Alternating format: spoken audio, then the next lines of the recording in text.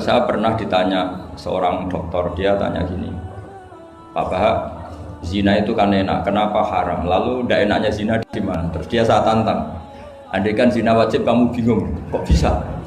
Kalau setelahnya terus tak suruh lagi kamu bisa, ya udah bisa. Akhirnya dia mikir ya, kalau wajib malah bingung, harus mengumpulkan uang untuk murder. Dan kalau dia senang seseorang tidak harus kesampaian, ya kan? Kalau kamu senang seseorang kan tidak mesti dia senang kamu, kan repot kan? Kalau senang tidak mesti dia senang kamu, atau nggak senang maunya dibayarkan repot. Mendingan diharamkan terus tidak usah, kan enak malah.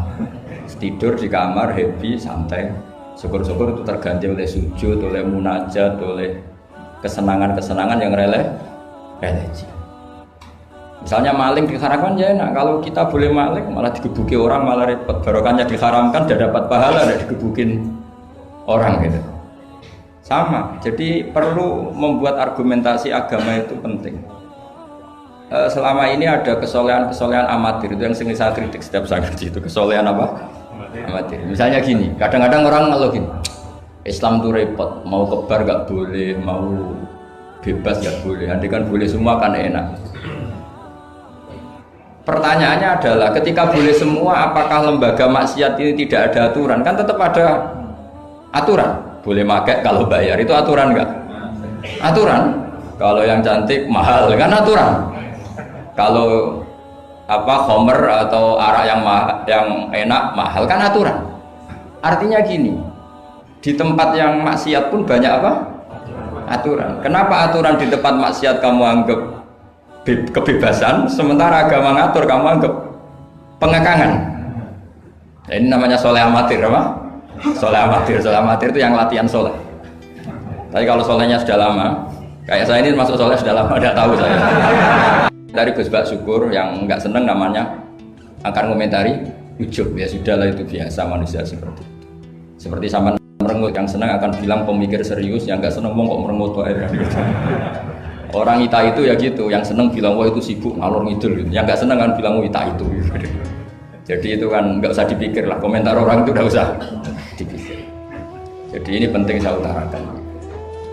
Sehingga saya berpikir, terutama untuk zaman akhir. Saya ulang lagi, terutama untuk zaman akhir. Saya buktikan sekian ayat. Sebenarnya saya hafal Quran, tapi ini tak bawa Qurannya supaya nanti kamu bisa nyari ayatnya. Syukur-syukur kamu bisa nyanyi saya hafal Quran, bagus. Kalau enggak ya kacau. Sekarang banyak orang bantah apa orang hafal Quran, dia sendiri enggak hafal. Saya sering di Jogja, saya mau tanya tafsir sama jenengan, karena tafsir Kemenak itu ada kesalahan sekian 2000 itu, tak tanya kamu hafal Quran enggak? Aduh repot ini kata saya. Ini kayak Tyson tinju sama Elias Pikal gitu. Kalau kelasnya nggak sama mati misalnya kan.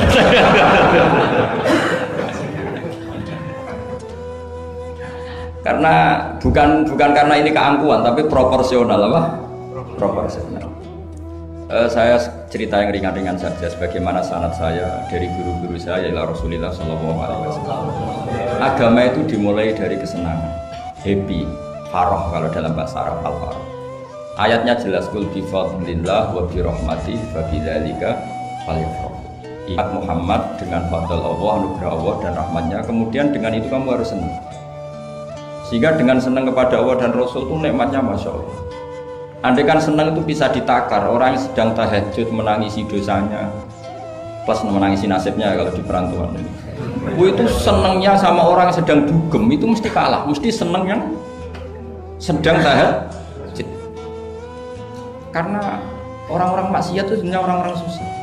Kalau tidak susah gimana? Setelah itu semua ditanya senangnya di mana? Tidak tahu dia mabuk. Sementara senang kamu ingat betul tadi malam saya nangisi dosa-dosa saya, nangisi nasib saya, kemudian tenang karena kembali ke Allah, kembali ke Rasul. Itu luar biasa senangnya. Tapi masalahnya sekarang ibadah itu kayak ancaman. Kalau ada pondok mewajibkan tahajud itu santrinya itu sudah mendelik dulu. Kalau di masjid-masjid gini itu kira-kira diwajibkan tahajud, orang juga protes. Ini aliran sesat, sunat kok diwajibkan. Jadi agama itu banyak keunikan, tapi yang jelas saya pastikan kamu harus senang. Kata Rasulullah SAW tadi, salasun mangkun nafihi wajata halawatal iman. 3 hal ini, kalau 3 hal ini ada pada kamu, ada pada kita, pasti kita ini menemukan halawatal iman, manisnya iman. yaitu satu ayyakuna Allahu wa rasuluhu ahabba ilaihi mimma siwahuma. Bahwa Allah dan Rasul itu lebih Anda cintai ketimbang yang lain. Mencintai Allah itu nikmatnya Masya Allah. Caranya gimana supaya kita istiqomah ibadah? Anggap hidup kami itu sehari. Saya ini di Jawa, celok besar, tapi punya uang 200.000 itu ngira banyak sekali. Bukan banyak, banyak sekali. Karena saya ngitung hidup itu per hari. Karena aturannya orang soleh, sama tak ijazahi, pasti kamu gak mau. Karena kamu pecinta won. Pasti tidak mau. Syarat sahnya orang soleh itu harus nganggap hidup itu hanya sehari. Hanya apa? Wa'mal li akhiratika ka'annaka tamutu ghadan. Beramallah untuk akhiratmu seakan-akan besok mati. Coba kamu yang di perantauan, bayangkan maksiat sampai 60 tahun ke depan kan berat. Sampai seminggu saja kira-kira berat kan? Tapi kalau bayangkan saya tidak akan maksiat semalam ini karena besok saya mati, sukses. Besok berpikir gitu lagi, saya tidak akan maksiat kan hanya sehari. Ternyata besok hidup lagi, berpikir gitu lagi, tahu-tahu mati betulan setelah 60 tahun. Jadi itu apa ya, satu konsep dari Rasulullah supaya orang itu meninggalkan maksiat itu ringan karena bayangannya hidup banyak. Coba yang ahli maksiat itu diberitahu besok kamu mati, kira-kira malamnya maksiat enggak? Kamu maksiat itu karena bayangkan hidup masih lama. Makanya kata Quran, wahai orang-orang yang beriman, alam ya'ni lil ladzina amanu an takhsha qulubuhum li dzikrillah wa ma nazala minal haq. Orang-orang iman tuh sudah saatnya khusyuk. Kamu jangan seperti orang-orang dulu. Orang-orang dulu fatola alaihimul amatu faqasat qulubuhum. Orang itu menjadi wangkot, menjadi keras hatinya karena merasa hidupnya itu panjang. Ini penting, ini konsep-konsep yang ada di hadis sahih. Jadi tidak perlu kamu soal ini sahih apa enggak, tak pastikan sahih. Saya ini baca hadis lama sekali. Jadi yang nyoal harus imbang. Kalau enggak kayak Tyson dengan Elias Pikal. Supaya clear, supaya jelas. Saya sering ketemu para pemikir di Jogja dan berkali-kali saya bilang harusnya diskusi itu imbang. Ini bukan karena keangkuhan, tapi karena proporsi. Awal maksiat itu dimulai karena tidak senang tercari kesenangan dan pilihannya maksiat. Coba kalau kesenangan itu ada pada taat, itu luar biasa. Sampai Rasulullah itu menggambarkan ketaatan yang baik itu ada hadis yang mungkin kalau orang Jogja, orang Solo itu tidak siap karena agak priayi. Nabi pernah ngendikan wa fi buti ahadikum shadaqah. Kamu ngeloni istri kamu itu ya sedekah. Sahabat ya tanya, ayati ahaduna syahwatahu wa walahu ajrun. Yang benar aja ya Rasulullah, masa urusan seks, urusan biologis kemudian dia dapat apa? Pahala. Nabi jawabnya ringan saja. Alaysa lawatu ahafi haramin akana alaihi wisrun. Kalau yang digauli itu istri orang atau yang enggak zaujanya, enggak istrinya, apa dia ada dosa? Ya dosa ya Rasulullah. Fakadzalika lawatu ahafi halalin kana lahu ajrun. Begitulah kalau dia kalau salah letak haram, kalau tepat sasaran ya halal. Segampang itu ibadah. Jadi ngumpulin istri ibadah, nimang anak ibadah, ngaji begini ibadah, meskipun nggak paham, nggak ada syaratnya paham. Yang menyenangkan dalam Islam kan gitu, ngaji itu udah harus paham. Yang penting datang, pura-pura paham, selesai. Bahkan saya pernah dibully oleh santri itu, ya agak kurang ajar santri itu. Ya santri gak jenengan-jenengan, santri tua-tua gitu. Itu Gus, jenengan sama saya nanti di surganya dulu saya. Kenapa? Karena kata Rasulullah SAW itu man salaka tariqan yaltamisu fihi ilman sahalallahu lahu tariqan ilal jannah. Orang yang mengambah jalan, yang mencari jalan, berjuang sekolah, nyari ilmu. Nyari yaltamisu itu maknanya nyari iltimas. Maka orang yang mencari ilmu itu sahalallahu lahu tariqan ilal jannah, akan dimudahkan jalan ke surga. Itu yang nyari loh Gus. Kalau sudah ketemu kayak jenengan tidak masuk hadis itu. Makanya bersenanglah yang sedang nyari tapi belum ketemu.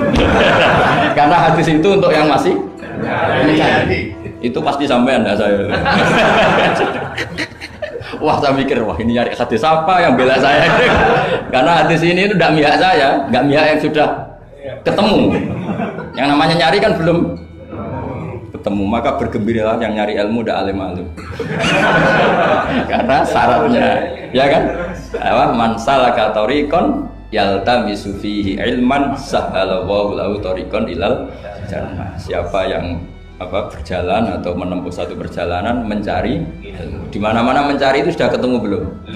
Belum. Berarti kiai masuk hadis itu enggak? Alhamdulillah karena kiainya sudah ketemu ilmu. Maka bergembiralah jenengan saat tidak paham, artinya masih mencari. Makanya kalau mau paham jangan paham. Karena saya ini kebetulan memang peneliti hadis dan saya banyak menghafal hadis karena saya suka dengan kalimat-kalimat jamiah, kalimat-kalimat yang komplit dari Rasulullah SAW. Sehingga ngapalkan hadis saya itu banyak dan imbang itu ya balance kalau dalam bahasa inteleknya. Saya termasuk menghafalkan hadis wa innal alima la yastaghfiru lahu man fis samawati wa man fil ardi hatta al-khitan fil bahr. Sebagian riwayat wa inna mu'alliman nasi al khaira la yastaghfiru lahu man fis samawati wa man fil ardi hatta al-khitan fil bahr wa hatta an-namlatu fi juhriha. Ini hadis tandingan. Jadi yang tandingan tidak hanya 01 02, hadis juga ada hadis apa? Tandingan. Tidak apa-apa, ilmu itu memang butuh apa? Butuh perimbangan ya, butuh balance. Enggak boleh ilmu, tapi karena ilmu enggak pantas diomongkan tandingan gitu aja. Kata saya ada hadis yang bunyinya gini. Wa innal alima, orang alim itu akan dimintakan ampun oleh penduduk langit. Jadi semua malaikat Jibril dan Mikail, semoga termasuk Israel, itu memintakan maaf untuk orang alim, tidak yang belum alim. Itu kamu udah masuk hadis itu. Keren mana? Wah sama kerennya Gus. Saya masuk surga, yang jenengan nanti juga masuk. Ya sudah, nggak usah geger ketemu di sana. Jadi ini penting. Nah sekarang problem Islam sekarang adalah yang garis keras pakai hadis-hadis garis keras untuk mengadili yang garis lunak pakai hadis-hadis yang garis lunak untuk mengadili hadis kelompok-kelompok garis keras itu tidak fair. Nggak fairnya adalah Islam itu kafah itu artinya konsepnya itu komplit, tidak boleh separuh. Saya punya sedikit ini yang agak serius, tapi tidak usah masukkan hati. Nanti kalian protes nggak bagus Israel itu. Begini, Abu Bakar As-Siddiq itu terkenal layyinal janib, mutawadhi, layyinal janib, sahlal akhlak, namanya layyinal janib. Orang yang sopan sekali, santun sekali, santun, sopan, terus simpatik, sangat-sangat simpatik. Namanya Abu Bakar As-Siddiq. Tapi ketika beliau sudah iman. Beliau iman itu kalau nggak salah ya kira-kira Saniyah Snen atau ya Salisa Robi'ah beberapa lah. Karena kalau dalam sejarah awaluman amanah itu sebetulnya Khadijah. Awaluman amanah mutlakon itu sebetulnya Khadijah. Awaluman amanah mutlakon bisa saja Sayyidina Ali dan awaluman amanah mutlakon bisa saja Abu Bakar Siddiq. Saya sedikit cerita ya supaya tidak gaduh dalam sejarah. Ketika Rasulullah umur 25 itu ketika beliau umur 20 itu Khadijah itu karena punya paman penginjil namanya Waraqah bin Naufal itu sudah tahu kalau Nabi akhir zaman ya Muhammad itu, sehingga dia memerintahkan hulamnya namanya Maisarah. Maisarah itu nama cowok, nama lelaki. Ini perlu dicatat. Nanti kalau kamu tahu Maisarah menemani Nabi dalam perjalanan, terus kamu tiruah cari Maisarah ya. Maisarah itu nama lelaki ya. Lihat ya, Maisarah itu nama lelaki. Orang Arab memang lucu, biasa nama lelaki pakai tak muannas kalau dalam ini Mas Rois ini bahasa gontornya itu. Kalau bahasa Arab biasa Maisarah lelaki, Tolha lelaki, Hamzah lelaki. Jadi biasa kalau bahasa Jawa kan enggak, soleh dan solihah, muslimin dan muslimat, pokoknya kalau ada tak itu manas. Sebenarnya bahasa itu agak nggak harus ya. Tapi tahunya baru gitu sudah bagus loh, bisa naik kelas. Akhirnya Maisarah itu disuruh Khadijah khusus untuk meneliti Muhammad. Dulu masih jangkar karena belum Rasulullah. Setelah diteliti di perjalanan ke Syam mengikuti dagang, semua keajaiban dan alamat nubuwah itu ada semua, termasuk tudzilluhul ghamamah tuti'uhus sahaib. Setiap perjalanan yang terik itu matahari pas apa? Ghamamah itu apa? Mendung mengayomi Nabi. Saya termasuk orang yang ditakdir pernah di pohon tua yang dulu jadi alamat nubuwah. Di Jericho itu ada pohon tertua di dunia. Pas saya di situ malah ada film dokumenter Kristen pas itu. Karena pohon itu semua Nabi pernah duduk di situ. Termasuk Nabi Isa dan Nabi Muhammad SAW. Dan itu para pendeta tahu tahu reaksi pohon. Jadi kalau duduk, kalau sampean yang duduk pohonnya agak reaksi biasa aja. Tapi kalau Nabi yang duduk itu akan direaksi. Misalnya Nabi duduk di barat, kemudian matahari teriknya dari barat, pohon itu akan pindah ke barat supaya geser. Sehingga rohibu khairah itu tahu ini calon Nabi sesuai definisi atau kriteria yang ada. Singkat cerita, setelah Maisarah lapor sekian alamat Nabi itu diceritakan Khadijah, terus Nabi ketika umur 25 dia memantapkan diri untuk nikah sama orang bernama Muhammad. Tapi Khadijah itu mulai agak kecewa. Kok nggak jadi Nabi? Biasa-biasa saja, tetap dagang saja. Nabi tetap dagang. Hanya tentu tetap punya sifat amanat, kredibilitas dijaga, semuanya terjaga. Tapi nggak ada alamat Nabi yang ekstrim lah yang. Sehingga Khadijah mulai mamang ini kapan jadi Nabi ini kok gini-gini aja. Nah, pas umur 40 itu Nabi ngalami yatahannas itu yata'abbad al-layali yadawatil adat. Kalau dalam Sahih Muslim disebutkan fakana yatahannasu fil ghar wa huwa at-ta'abbud al-layali yadawatil adat. Yang dikatakan tahannus adalah menyembah Allah di gua, menyepi, kemudian beberapa hari. Terus di hadis itu juga diterangkan wa yatazawwadu lidzalik. Perlu dicatat dulu tirakannya Nabi itu ya bawa bekal. Bukan terus kelaparan 3 hari nanti fata morgana yang dilihat. Jadi ini perlu dicatat. Kadang banyak orang tirakat gak makan 40 hari, gak makan 3 hari itu malah bahaya. Karena yang dikatakan nur atau apa ternyata fata morgana karena lama gak makan. Jadi perlu dicatat di hadis itu jelas ada kalimat wa yatazawwadu lidzalik. Ya Nabi ya normal bawa apa? Bekal. Jadi tidak lapar-lapar amal. Tapi tidak satu nampan kayak makan di atas tadi ndak ya. Kalau itu makannya orang kelaparan itu. Ya tapi bagus lah, saking hormatnya sama kiai makannya banyak. Apa ngetes kiainya? Kalau banyak ada kiai ini. Tidak tahu. Motifnya apa tidak tahu. Motifnya tidak tahu. Tapi husnudzon wajib. Panitia tenang saja. Kiai itu wajib husnudzon. Terus baca ini ya Muhammad. Nabi begitu fadl. Sehingga ini penting sekali karena jarang orang mengungkapkan ini. Kenapa jarang mengungkapkan? Kemungkinan satu tidak tahu. Dua, karena kadang kiai itu ya manusia, Ustadz juga manusia. Kadang-kadang dengan tanda kutip itu ya pecundang. Dia ngomong yang dicintai pasar, itu yang saya sesalkan betul. Tidak ngomong yang dibutuhkan dalam khazanah Islam. Itu saya kecewa betul. Dan semoga mereka itu tobat. Enggak boleh seperti itu. Coba kita ini Islam mulai kecil, punya kiai mulai kecil. Kadang-kadang tidak pinter-pinter. Karena ayatnya itu terus sama. Kubu sebelah misalnya dalil ayat ini, yang ini terus gitu aja. Kalau orang sunat diceritain Nabi Ibrahim sunat 80 tahun itu pakai palu, pakai apa itu kodum itu tapak langganan ya. Kalau ada orang mati ya mesti kullu nafsin kalau ada orang nikah mesti faman rohibaan sunnati fahu itu saja. Jadi umat ilmunya tidak tambah, ya sudah siapa saja yang nikah ya itu aja, yang mati ya itu aja kullu nafsin. Karena ya pasarnya seperti itu. Buat sekali-kali ada orang mati itu bilang, ayo pesta. Karena orang dolim ini sudah mati.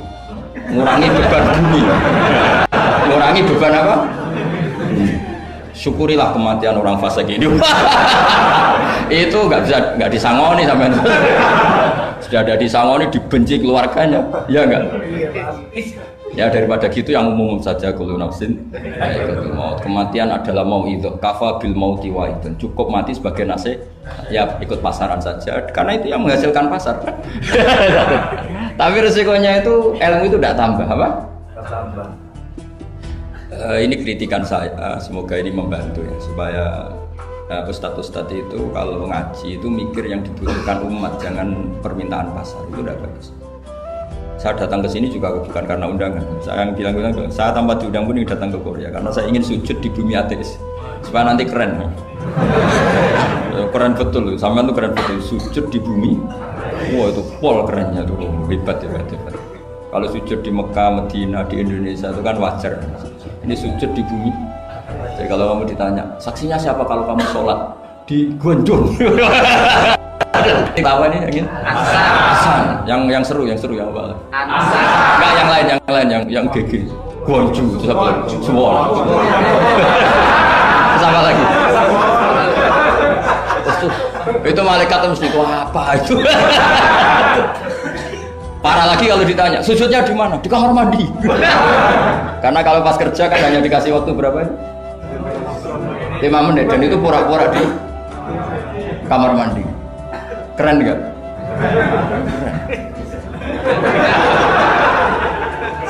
Jadi padahal bumi itu akan bersaksi yang dipakai tempat sujud.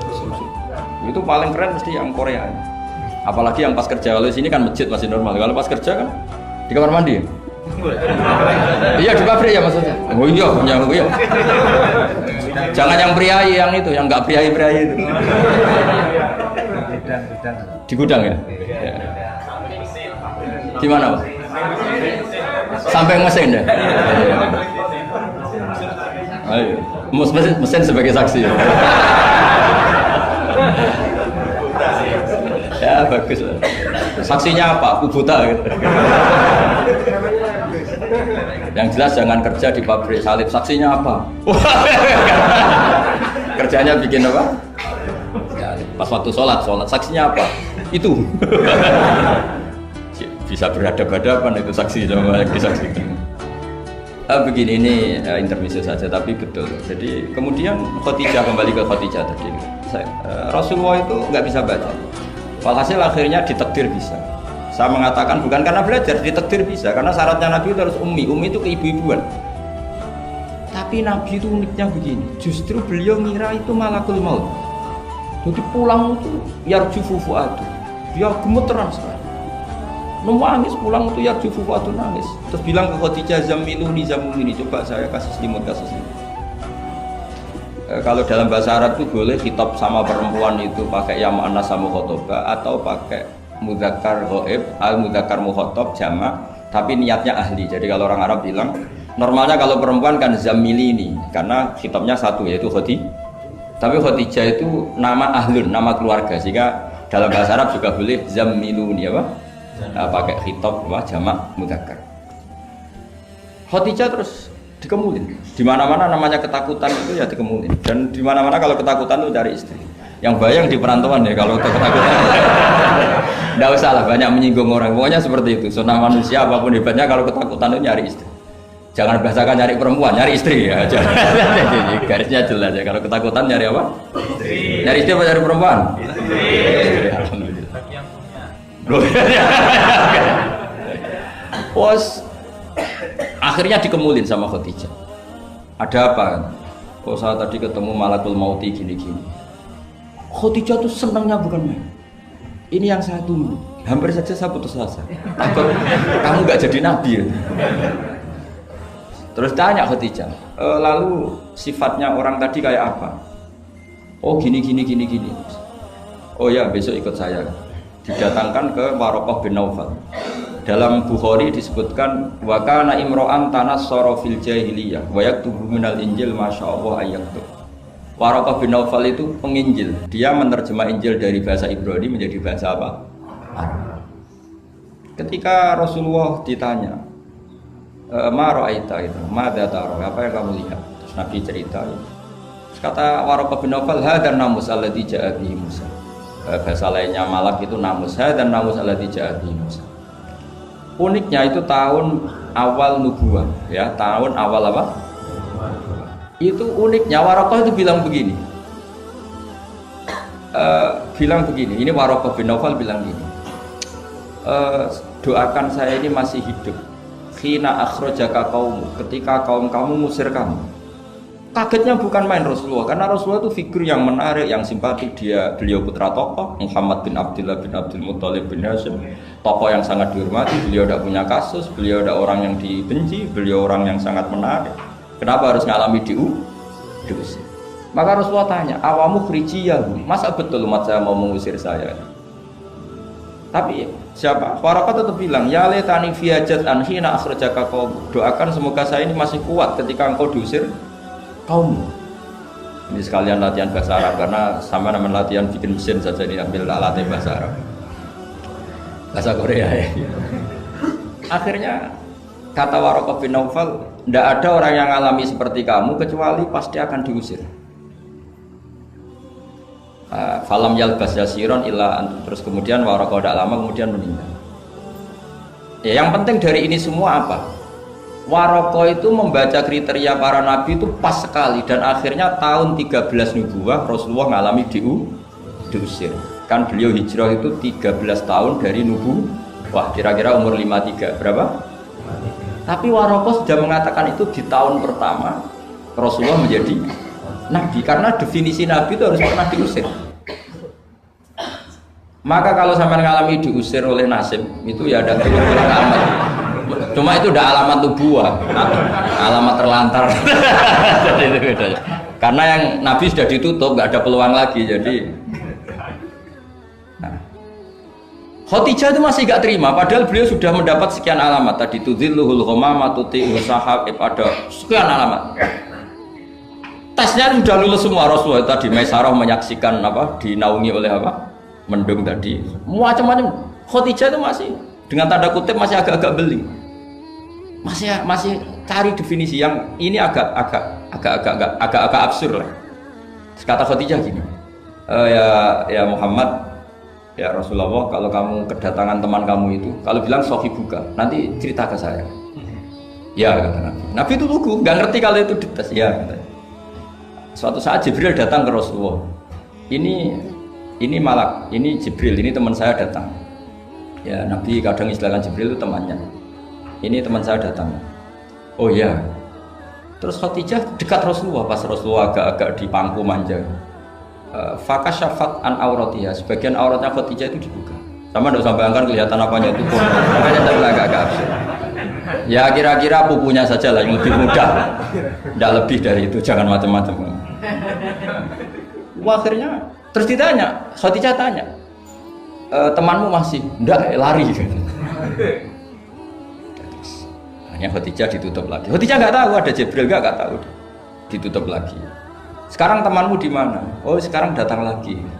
Oh Nabi diambungi, subhanallah. Ini yang saya tunggu-tunggu, Kang. Itu malaikat betul, bukan setan. Karena kalau setan tahu, orang kamu tahu. Artinya apa?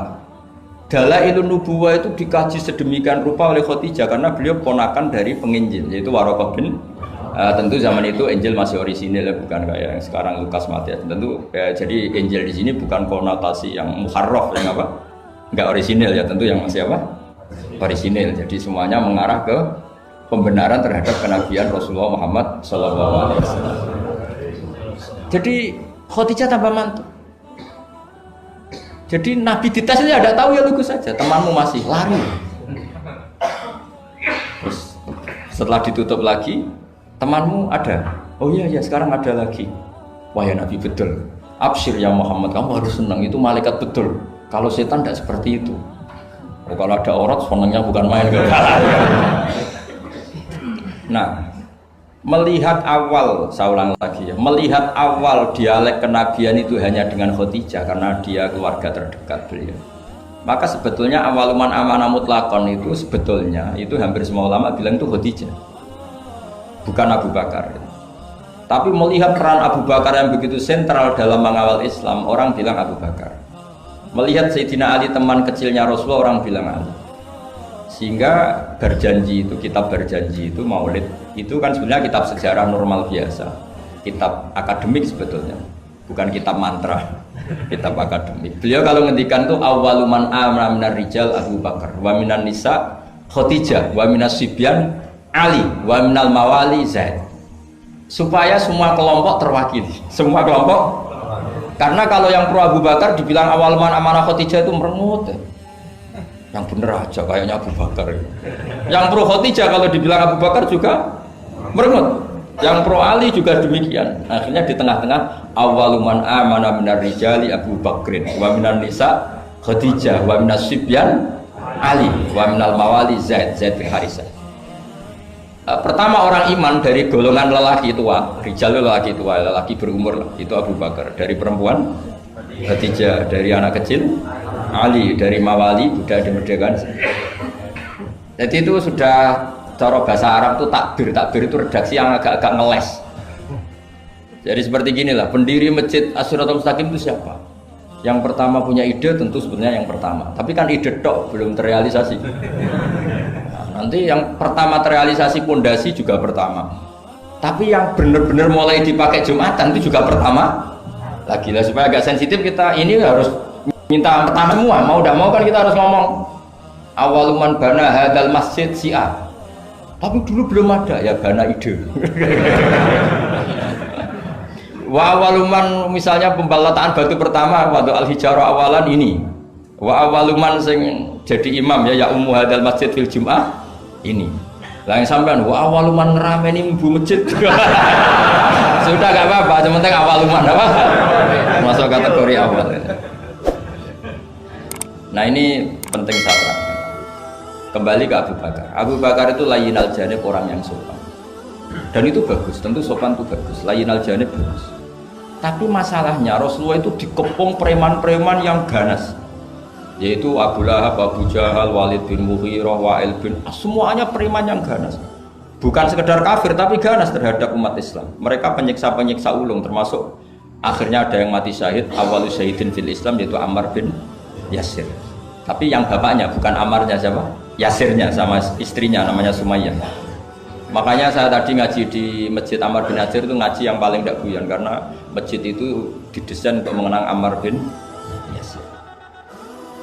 Sumayyah disiksa sampai mati, ya Yasir juga gitu, sampai Rasulullah ngendikan sobron ala Yasir inna mu'idakum al jannah, sudah kamu sabar, kamu pasti nanti masuk surga. Bilal disiksa, tapi Bilal akhirnya aman karena menangi, diselamatkan Abu Bakar, bahkan menangi futuhat ya, beliau menangi apa? Fatwa apa mak? Saya pernah ziarah ke makam Bilal. Akhirnya apa Rasulullah ini kalau gini terus anak Islam orang-orang sopan kok repot. Beliau pas jalan-jalan ngerti Umar itu kalau ingin sarapan atau ingin punya uang, kalau ingin punya won itu harus tarung. Dan dia petarung yang ulung. Jadi kalau tarung itu menangan, ya uangnya banyak. Barokahnya kalau tarung apa? Menangan, ya gulat. Ya. Akhirnya Nabi mikir, wah kalau yang Islam gini ini cocok. Karena kalau yang sopan-sopan tok ini kayaknya repot. Walhasil Nabi spontan tuh, Allahumma a'izzal Islam bi Umar. Ya Allah, muliakan Islam ini dengan Umar. Nggak tahu apa bisa diganti a'izzal Islam bi Banser, nggak tahu saya. Karena kalau Banser sopan ya aneh, Banser kok sopan nggak jadi aneh. Atau pemuda Muhammadiyah kok sopan kan ya jadi aneh. Masa pengawal kok sopan? Monggo nak badhe santai. Monggo. Ya nggak pantas. Oh, steril kan. Pas pamret sopan, Pak Jokowi tidak jadi pidato karena yang salaman apa? Banyak. Yang minta buku banyak. Singkat cerita, betul. Karena Nabi yang berdoa itu di sebagian tarikh menyebut doanya Senin, Kamis sudah masuk Islam. Hanya Senin, Selasa, Rabu, Kamis. Kalau kamu ya 30 tahun lah mungkin. Itu saja tidak mesti ya. Akhirnya Umar itu Islam. Islamnya juga unik.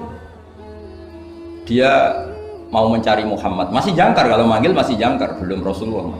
Mana Muhammad? Laqad soba, dia sudah keluar dari agama permanen ya oleh kaum jahiliyah, yaitu agama jahiliyah. Ketemu sama temannya, apa Mar, kamu cari Muhammad, ngapain ya? Mau saya bunuh karena dia bikin agama baru. Laqad ja'a bidinin mukhtas, dia membawa agama baru. Terus kata temannya, kamu ngapain ngurusin Muhammad? Adik kamu itu sudah kata dia, urusin dulu adik kamu. Wah, masa iya? Terus akhirnya nyari Fatimah itu adiknya di rumah iparnya. Ketika datang di situ adiknya pas belajar sama suaminya belajar surat Toha. Toha ma anzalna alikal Qur'an apa? Litasqa illa tazkiratal liman yakhsha tanzilam mimman khalaqal arda was samawatil aula ar-rahmanu 'alal arsy istawa lahu ma fis samawati wa ma fil ardi wa ma bainahuma wa ma tahtas sara. Nangis Umar. Ini enggak mungkin kalam manusia, kalam seindah ini enggak mungkin kalam manusia. Singkat cerita dia akhirnya Islam. Islam terus nyari Nabi. Kebetulan Nabi sedang istafa itu sembunyi di rumahnya Zaid bin Arqam. Ketika Nabi mau masuk, karena dia terkenal preman, kata Hamzah, ya Rasulullah kamu sembunyi, Umar saya ngadapin. Saya hadapin Hamzah, walhasil terus dia menceritakan imannya. Setelah dia iman, apa yang dilakukan pertama? Itu marani Umayyah Abu Jahal, awas ganggu Rasulullah Muhammad tak bunuh. Oh sudah. Akhirnya yang dulu mengancam-ancam Nabi, mengancam-ancam sahabat selesai, karena sekarang gantian diancam Umar. Bersamaan dengan itu Allah mengeluarkan khitab fasda' bima tu'mar. Muhammad kamu harus terang-terangan dalam dakwah karena sudah punya backingan bernama Umar. Jadi sebetulnya yang dibutuhkan Islam itu ya ada orang yang kayak Abu Bakar, ada orang yang kayak umat. Ada kebaikan yang hanya terwakili oleh orang-orang yang kayak Abu Bakar. Ada kebaikan yang hanya terwakili orang-orang kayak Umar. Jadi sebetulnya tidak perlu dipertentangkan kita di mana. Yang penting itu niatnya baik, diniatin sholihah dengan niat yang baik. Jangan kubu-kubunan yang tanpa ilmu. Sebenarnya dalam sejarah itu biasa. Bahkan uniknya dalam sejarah adalah Abu Bakar yang menjadi wali besar karena akhlaknya yang seperti itu, layyinal janib. Ketika mau meninggal, itu menunjuk khalifah yang akhlaknya berlawanan dengan dia, yaitu menunjuk Umar. Kayak apa insafnya Abu Bakar? Karena beliau tahu ada sebagian kebenaran Islam yang nggak terwakili oleh orang sopan. Coba kalau ada penjahat, orang Solo atau orang Jogja, yang sopan-sopan itu, terus ada penjahat, monggo sakit sana.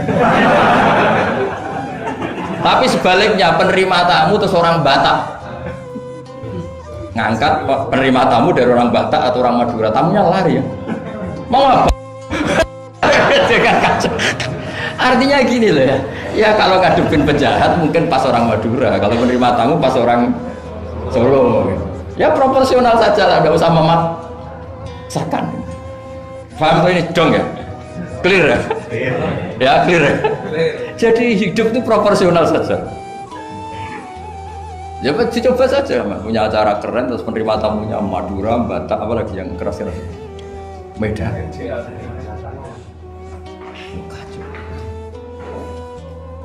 Nah, sama. Makanya kalau guyonannya itu rumah kebakaran, yang punya rumah itu orang Jogja kan, ngapunten badhe matur, wonten apa ngapunten sangat gawe. Niku dalem jenengan kebakaran. Padahal nyuwun sewu anak jenengan tesih lebet. Artinya ada momen yang sopan itu tidak boleh gitu, apa? Yang sopan itu kalau ada kebakaran yang punya rumah baru minum harus enak-enak ngombe bareng. Itu kalau mau kebakaran harus gitu, mau tidak mau harus tidak sopan kan gitu. Jadi sopan ada maudeknya, enggak sopan ya ada maudeknya. Sehingga dalam kitab Hayatus Sahabah yang dikarang oleh Syekh Yusuf Al-Kandahlawi, yang paling saya kenang adalah beliau menceritakan makalahnya Umar radhiyallahu anhu. Beliau mengenang Umar ditanya, "Laqad kunta faddun ghalidul qalbi." Kamu itu pemimpin tapi keras sekali. Kata Umar, "Saya ini berusaha layyinal janib." Fa wallah, laqad khasyitu fillah wa laqad khasyitu fil ghilban. Kamu tidak tahu perasaan saya. Saya ini kalau sedang halus ya istighfar sama Allah. Kalau saya sedang tegas juga istighfar sama Allah. Kamu tidak tahu perasaan saya. Itu banyak mufassiru hadal maqalah yang menafsirkan gini. Dalam makalah yang lemah lembut itu juga ada dosanya. Dalam tegas juga ada dosanya, karena manusia tidak pernah sempurna. Saya beri contoh begini, ini analogi yang paling gampang, yang siapapun kalau insaf pasti paham, bukan mungkin paham tapi pasti paham. Misalnya kamu punya keponakan yang sering pacaran, itu kejadian larangan ngalor ngidul, pokoknya sering maksiat. Kemudian ada Pak D yang hildo, yang ghalid, yang keras. Pasti ponakannya nggak pernah ke situ, paling dimarahin kan gitu. Yang satu, Pak D yang satu atau Pak Ali yang satu, layyinal janib, pacarnya jadak segitu ya nggak apa-apa. Paribasannya rangkul-rangkulan di situ ya nggak apa-apa. Potensinya pasti sama. Yang terlalu lunak akhirnya dianggap melegalkan, ya nggak? Yang akibatnya dianggap pelegalan. Yang keras karena tidak pernah disowani, akhirnya juga pembiaran, nggak pernah tarbiyah, karena keras ini nggak pernah dia bisa menyentuh, berproses membina ponakannya. Natijahnya sama-sama pembiaran, ya kan? Yang keras pembiaran karena nggak pernah sambung, yang lunak karena dianggap pelegalan. Jelas kan? Jelas ya? Begitu juga kondisi kita ngadepi maksiat. Yang terlalu lunak dianggap kayak gak peduli, gak apa-apa. Yang terlalu keras gak berproses tarbiyah, gak ada fabima rahmatin min Allahi linta lahum walau kunta faddan ghalidul qalbi lan faddu min hawlik. Maka lewat pertemuan ini saya ingin ya Islam itu dibawa secara mudah, secara logis, gak usah berlebihan. Ya sudah, kita ikuti ulama-ulama dulu dengan referensi-referensi. Jadi ini penting sekali. Karena ayat tentang tegas ya ada, ayat tentang lunak ya ada, semuanya harus proper. Bahkan saya kemarin isi di Jawa Timur itu yang hadir mungkin 10.000. Itu kiainya itu punya pondok unggulan. Saya bilang, meskipun beliau punya pondok unggulan, saya sudah pamit. Nanti saya kritik pondok unggulan, mohon diterima. Ya Gus, siap. Terus saya bilang begini, pondok unggulan itu ya baik, tapi ya masalah. Masa orang ngaji misalnya gini, misalnya saya bikin pondok unggulan, Siswa yang saya terima sudah hafal Quran 10 juz, yang bayar 10 juta. Lalu orang miskin itu mau mondok di mana kalau aturannya seperti itu harus bayar 10 juta. Lalu yang goblok-goblok mau ngaji gimana?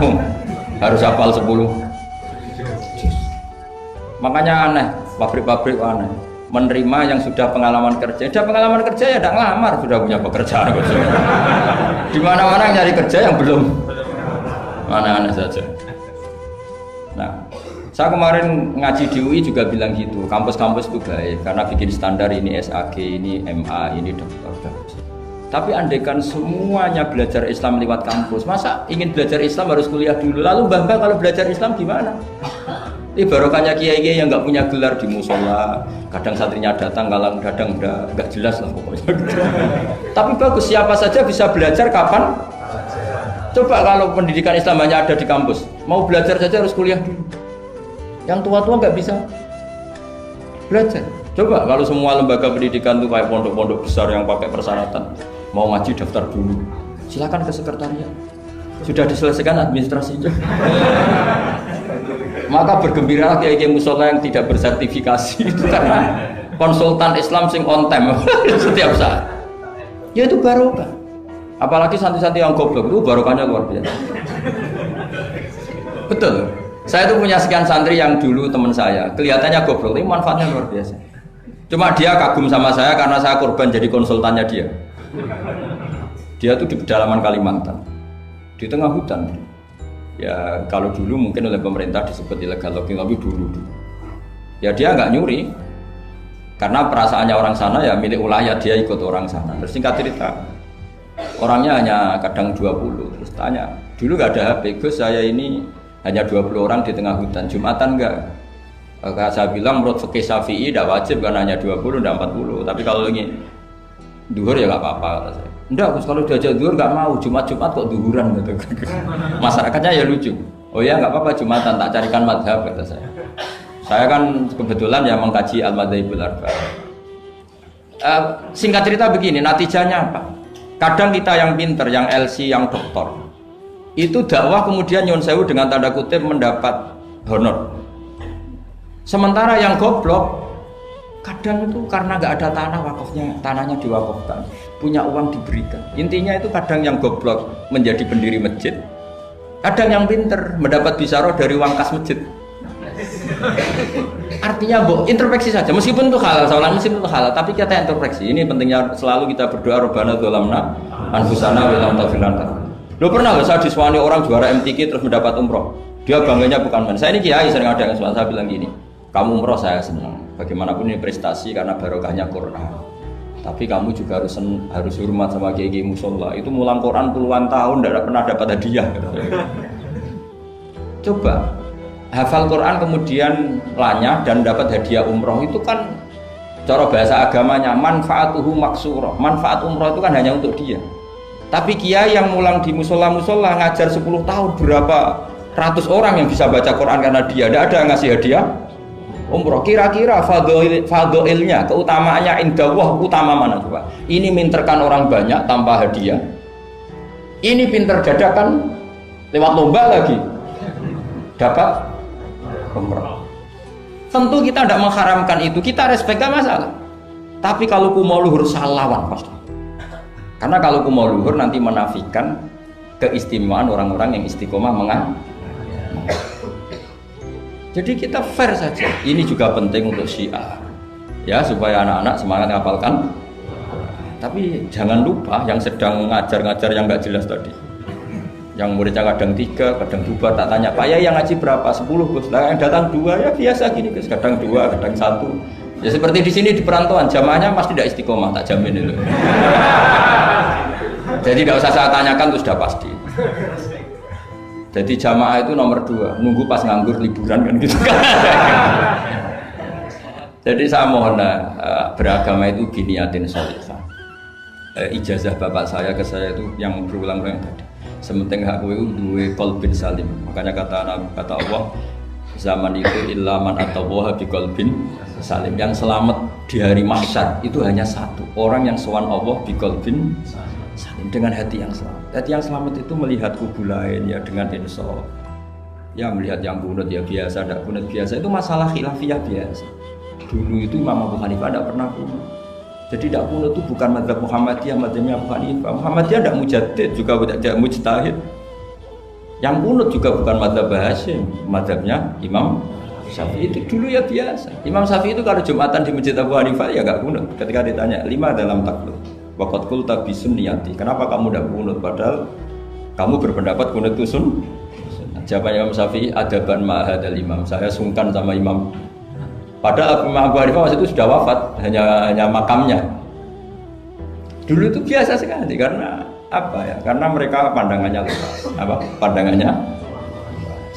Ada seorang ulama ditanya, kalau ada orang kawin yang nyuwun sewu hamil di luar nikah, kemudian akhirnya nikah, bagus enggak?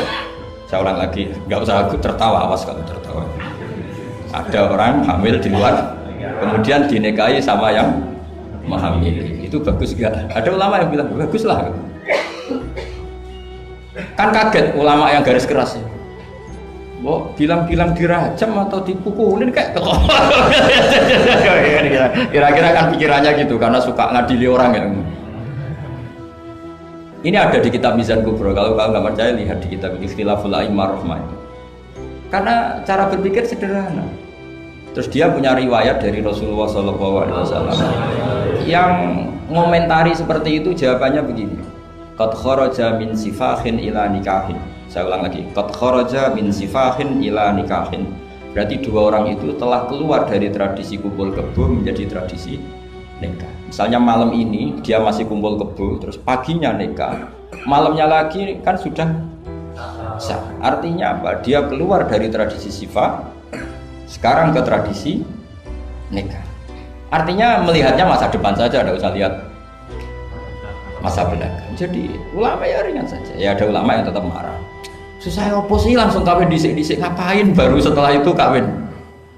Ya bagus supaya jadi apa ya, supaya jadi pelajaran. Ya monggo saja yang tetap keras supaya apa tanfir, kalau dalam bahasa Arab tanfir, tasna atau takbir, apa memperburukan yang memang tapi yang ini juga bagus, yang sudah kadung ya sudah, sekarang dia mau tobat ya dikomentari saja qad kharaja min sifahin ila. Ini penting saya utarakan, jadi nanti mungkin saya ada 1-2 pertanyaan, 2 saja, saya capek ini karena yang belas pertanyaan jangan keluar. Saya ulang lagi, pertanyaan jangan keluar. Terus yang ringan-ringan saja, karena agama ini dibangun dengan keringanan. Tadi yuridu wa bikumul yusra wala yuridu bikumul usra. Dan kalau pertanyaannya ekstrim itu nanti rusak. Kata Rasulullah, innama ahlakal ladzina min qablikum kasratu masailihim. Dulu orang rusak itu karena banyak tanya. Karena nanti kalau Allah ditanya itu mesti tersinggung. Karena apa ya? Orang tanya itu tadi mengkritisi perintah. Sampean tahu kenapa malaikat dimarahin Allah? Gara-gara apa? Tanya. Ya tak ceritani sedikit ya. Allah kan memaklumatkan ke alam langit. Inni ja'ilun fil ardi khalifah. Saya putuskan bahwa manusia ini jadi khalifah fil ard. Malaikat langsung tanya apa? Qalu ataj'alu fiha may yufsidu fiha wa yasfiku. Yang benar saja ya Allah, tolong dievaluasi. Manusia itu kan potensi yang rusak. Yufsidu itu fi'il mudhari', berarti mustakbal. Cara terjemahan bebasnya manusia itu berpotensi merusak. Wa yasfiku dima, dan berpotensi mengalirkan darah. Betul hanya tanya, tapi artinya kan gini, ya Allah, kali ini kayak enggak pas keputusan kau ini. Tolonglah Deva. Makanya Allah marah, qala inni a'lamu ma la ta'lamun. Menang. Karena tanya ini. Makanya syaratnya Nabi itu harus ummi. Enggak boleh intelektual jadi Nabi. Bahaya itu. Misalnya intelektual jadi Nabi, kok ketemu malaikat di Gua Hira, kenapa di sini, kenapa tidak di mall saja? Jadi repot nanti. Karena semua disoal secara intelektual. Makanya saya syukur sama Anda jadi Nabi dan tidak akan jadi Nabi. Nah, inteleknya itu. Jadi ini penting saya utarakan, karena sekarang itu agama mau dicerdasin, ngajinya agak gelem tapi mau kritis. Itu bahaya betul. Makanya innama ahlakal ladzina min qablikum kasratu masailihim, karena banyak pertanyaan. Ya bahaya betul. Masa Allah dievaluasi? Allah? Makanya saya termasuk gak senang ketika ada sholat gini peregangan apa pernapasan, terus kalau sujud apa, saya tidak senang.